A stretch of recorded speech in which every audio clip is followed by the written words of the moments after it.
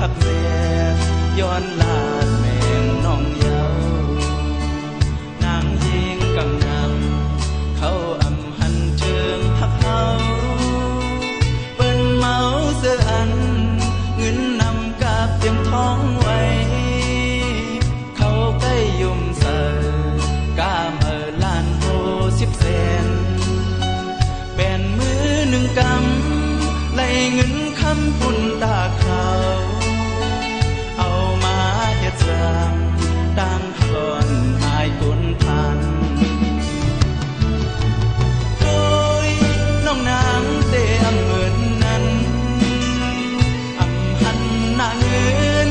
อำต้วยเงินเต็บจันสูงอำทรงเป็นเมีน้อยตั้งหักไหนออกมาโคใจอำปังเพอเมื่ออันเสื้อห่มน้องก็เลี้ยวถึงสุดฟ้า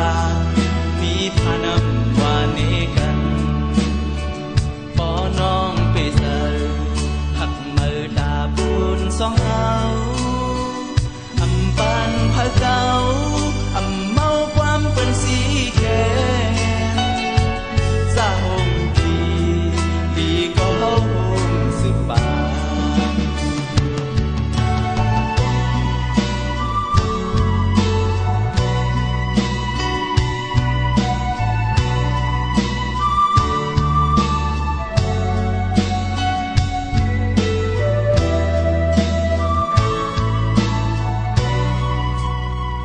นางยิงกำนำเขาอำหันเชิงหักเฮาเปิ้นเมาเสื้ออันเงินนำกาบเตรียมท้องไว้เขาใกล้ยุ่มเสอกาเมื่อล้านโห10 แสนเป็นมือหนึ่งก